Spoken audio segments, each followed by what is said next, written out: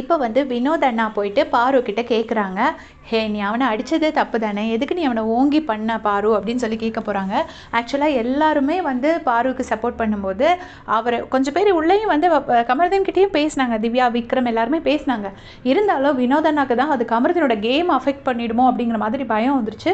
நாக்கெல்லாம் தழுத்து அவரோட குரல்லாம் ஒரு மாதிரி சேஞ்ச் ஆகிடுச்சு. கமருதீனோட கேம் ஏதாச்சும் நாசமாயிடுமோ அப்படின்னு சொல்லிட்டு. அப்புறம் "நீ அவளெல்லாடா அடிச்சிருக்கணும், அது எதுக்குடா பாக்ஸ் அடித்து உடச்ச?" அப்படின்னு கேட்பாரு. அவளை அடித்தா இது ரெட் கார்டு வந்துடும் அப்படின்னு சொல்லியிருப்பாரு கமருதீன். அப்போ வந்துட்டு வாய் தவறி சொல்லிட்டேன், அதை சொல்லலை, நீ சும்மா தானே இருந்திருக்கணுங்கிறதுக்கு மாற்றி சொல்லிட்டேன் அப்படின்னு சொல்லியிருப்பாரு.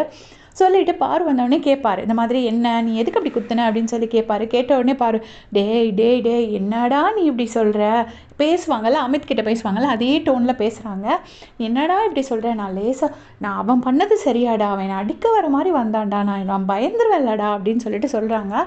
இப்போ இது எல்லாமே எனக்கு பார்க்கும்போது அவ்வளவுமே சபரிக்கும் பாருக்கும் நடந்தது அப்படியே ரிப்பீட் ஆன மாதிரி இருந்துச்சு. அப்போது வந்து இப்போ என்ன சொன்னாங்கன்னா, பஸர் அடித்தா கேம் முடிஞ்சிடுச்சுன்னா உள்ளே வரக்கூடாதுன்னு சொல்லியிருப்பாங்க கமருதீன் கிட்ட.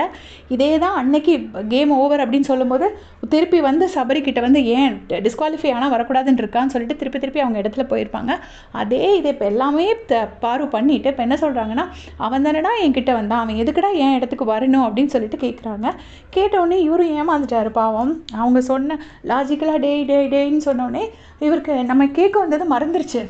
ஆமாம், அது கரெக்டு தான், அவனும் அந்த இடத்துல வந்திருக்கக்கூடாது, அவன் எட்டி மிதிச்சதும் தப்பு தான் அப்படின்னு சொல்லிட்டாரு. இதுக்கு வந்து ரொம்ப கமருதீனோட அக்காவை தான் கூட்டிகிட்டு வரணும், அவங்க வந்தால் தான் இந்த இடத்துல ஸ்ட்ராங்காக நின்று கேட்பாங்க. இல்லைன்னா மற்றவங்க வந்து பாரோட மேனிப்புலேஷன்ஸில் ஏமாந்து அப்படியே திரும்பி போயிட்டாங்க.